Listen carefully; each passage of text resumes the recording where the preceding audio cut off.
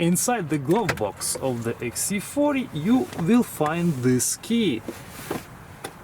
You can pull it out and it can be used to lock your glove box. Insert the key inside and turn clockwise.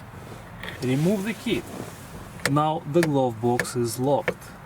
This feature is especially useful if you have your car serviced, for example, you're going to the dealership, or if you leave it with the valet. They won't be able to open the glove box. Once you're done, insert the key and turn counterclockwise. Also guys, make sure, be careful, because if you lose this key you won't be able to unlock the glove box, lock or unlock. Insert it back in the slot and that's it. The procedure is complete.